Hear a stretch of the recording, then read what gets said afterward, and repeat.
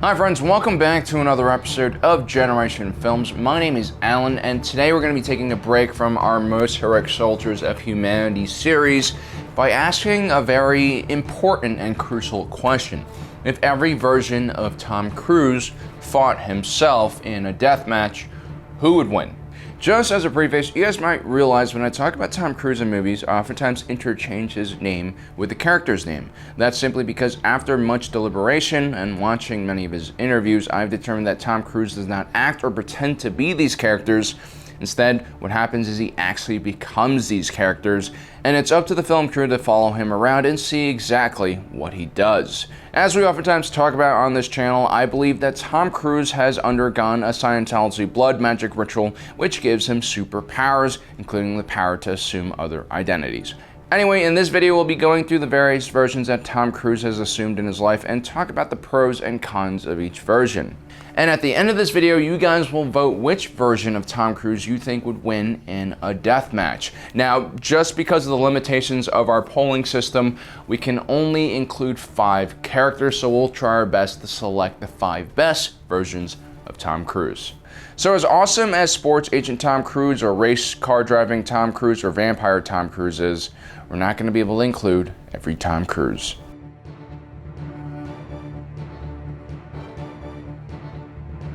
James Bond films are really cool and stylish, but they're just action movies full of actors. It's not real. But when when Tom Cruise becomes Ethan Hunt, it is real. All of it.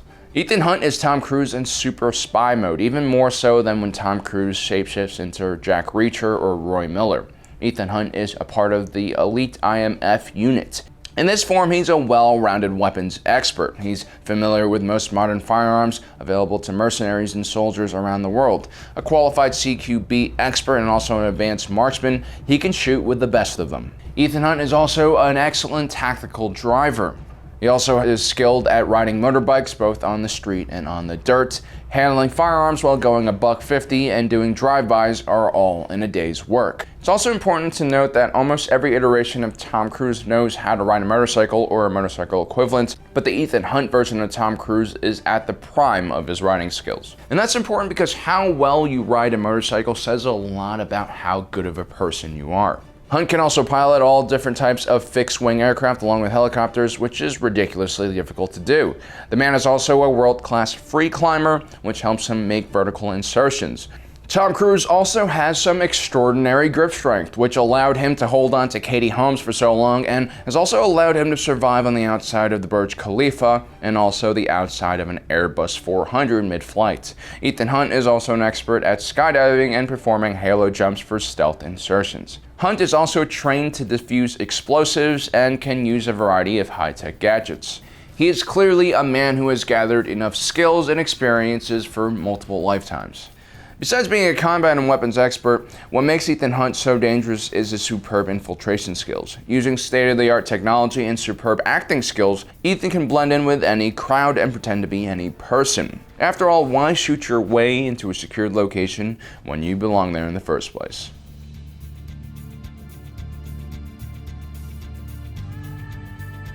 Now, as well-rounded as Ethan Hunt is, he's also spread himself quite thin by pursuing so many different skills. You probably won't be able to shake Maverick off his 6 in an aerial duel or defeat Captain Nathan Algren in a one-on-one melee battle. And as good of a marksman as he is, he probably won't be able to outshoot Major Cage in a full combat jacket. Instead, Ethan Hunt relies on his wide range of skills to overcome an enemy's weaknesses. Also, should you capture or threaten to kill any of his IMF team members or kidnap the beautiful Michelle Monaghan, you'll probably be able to control Ethan Hunt for a limited amount of time until he figures out how to kill you.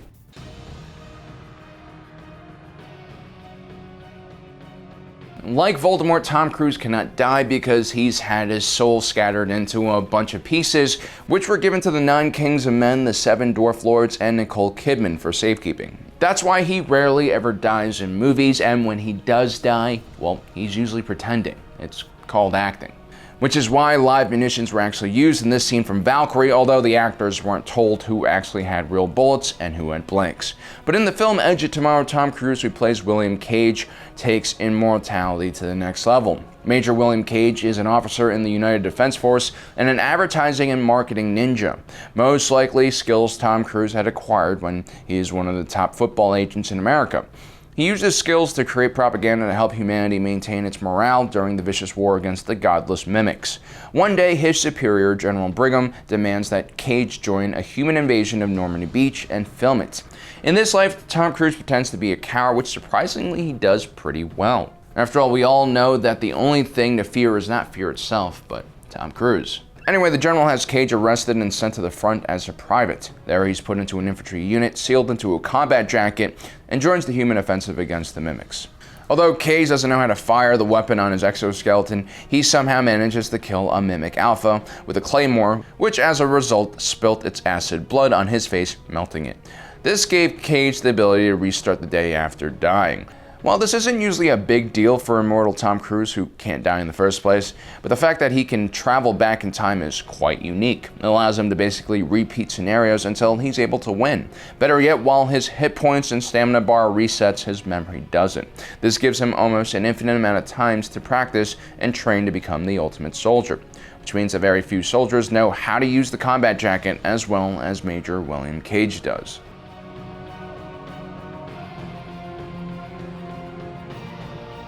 It's hard to say what kind of weaknesses Major Cage actually has, because if you are able to find a weakness and exploit it and kill him, well, he'll just reset and fix that weakness. The only way you can really disable Cage's power is by somehow giving him a blood transfusion and moving that mimic blood out of his body. Because other than his ability to reset the day, Major Cage does not have superhuman strength. And he can still be poisoned or drugged or killed. So if you're smart enough like Ethan Hunt, you could probably figure out a way to disable Major Cage and then give him a blood transfusion.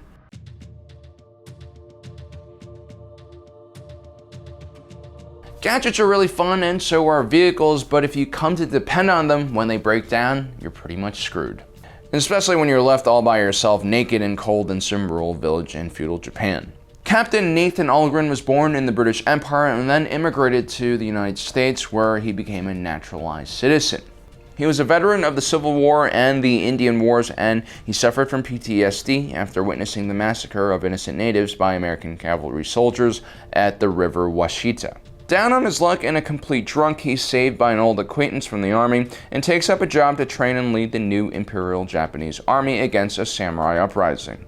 This new army was made up of farmers, peasants, and city folk, many who had never seen a rifle, let alone fire one in combat. His unit is deployed far before they're ready to fight in a densely forested area covered in fog, completely negating any advantage firearms might have. The samurai ambush the unit and quickly rout the Imperial forces. Tom Cruise is captured and taken hostage. While living with the samurai in the ultimate hipster cultural homestay, he quickly adopts the samurai culture, including their martial arts, fighting style, along with their women. Ultimately, he finds peace and honor once again and fully embraces the samurai revolution. Although he's only trained for a few months, Captain Nathan Algren becomes incredibly skilled with the katana and quickly becomes one of the top warriors in the village. Which is really impressive because the samurai that he encountered are from a very warrior-centric culture that start teaching their young men how to fight from a very young age. Although Tom Cruise's path in life is quite different from most individuals in the village, he was ultimately able to win their respect. Mentally, Algren is incredibly tough. As a Civil War veteran, he most likely had to at one point stand in formation and take enemy fire. They just made soldiers a bit differently back then. It was this lack of fear of death that allowed Captain Algren to fully tap into his inner warrior.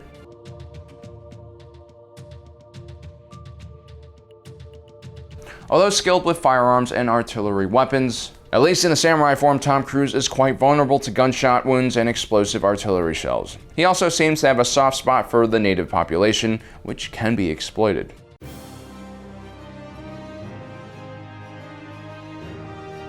One of the most famous versions of Tom Cruise was Lieutenant Pete Maverick Mitchell, a U.S. naval aviator in the Top Gun program.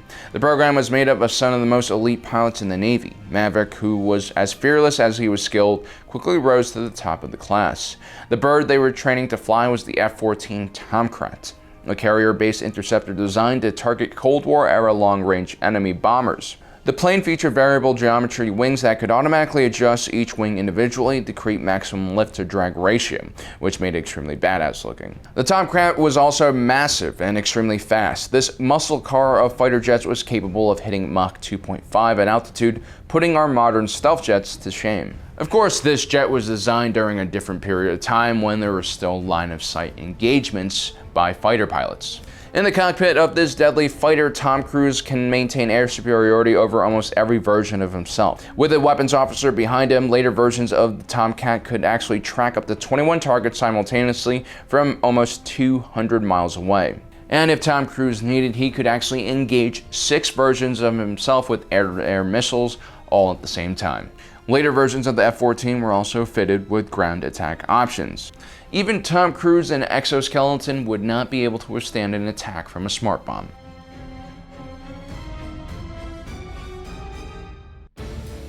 The version of the F-14 that Tom Cruise flew had underpowered engines and was also famously unreliable and vulnerable to compressor stalls that caused failures to the engine midair. This was especially dangerous when you were flying a supersonic jet at an extreme attack angle. The turbulent air from the wake of another jet could cause one of these stalls, and ultimately that's what ended up killing Goose.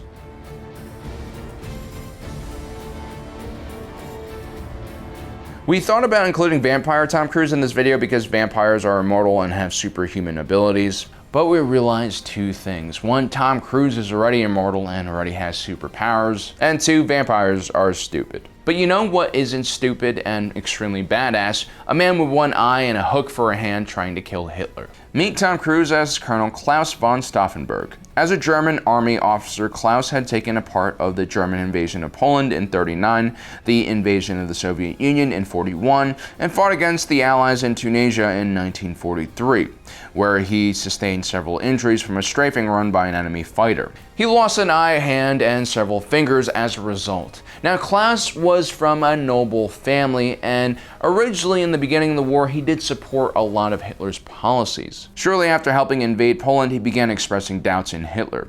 Like some of the other nobles, Klaus viewed Hitler as a thug and incompetent. In 1943, while recuperating from his injuries he had suffered in Tunisia, Klaus linked up with other resistance members who planned on killing Hitler and launching a coup.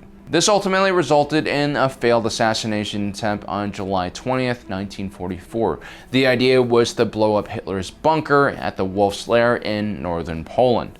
A last-minute change in venue from an underground concrete bunker to a wooden hut due to summer weather ultimately saved Hitler's life. The thin walls of the wooden hut allowed the shockwave of the bomb to disperse in a way that wouldn't have happened had the bomb been set off underground. Klaus, who had escaped the blast, returned to Berlin immediately and attempted to use the German army reserve to arrest Nazi leaders and SS forces in the capital. He was trying to take over the government, but the news of Hitler's survival ultimately doomed this coup attempt. Klaus was executed the following morning by co-conspirator General Friedrich Fromm, who was attempting to protect himself. Tom Cruise as Klaus von Stauffenberg was able to do the impossible. He encouraged his fellow Germans to oppose Hitler and commit treason. Failure was extremely likely and would result in death, but still, he had the charisma to at least attempt to end the war early.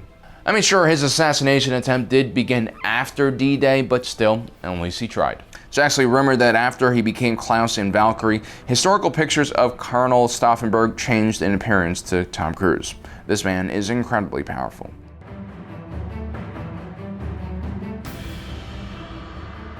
Tom Cruise as Klaus von Stauffenberg is not much of a combatant anymore after his injuries. And even before his injuries, he was just an officer, not any more capable at fighting than your average soldier. He also had a clear weakness against enemy fighter jets, so Maverick would be a huge problem for him. It should also be noted that part of the reason why Stauffenberg tried to kill Hitler was that he saw that the war was going nowhere and that Germany was about to get defeated. He still agreed in principle with some of the more racist and nationalistic aspects of the Nazi Party. So there you have it, guys. Imagine the scenario now. 5 of these amazing versions of Tom Cruise fighting to the death against each other. Who do you think would win? Let me know in the poll up in the top right corner. Well, guys, I hope you enjoyed today's episode. Don't forget to subscribe, hit that notification button so you don't miss out on the rest of our awesome content. As usual, my name is Alan, reminding you that life is a movie, and you are the protagonist.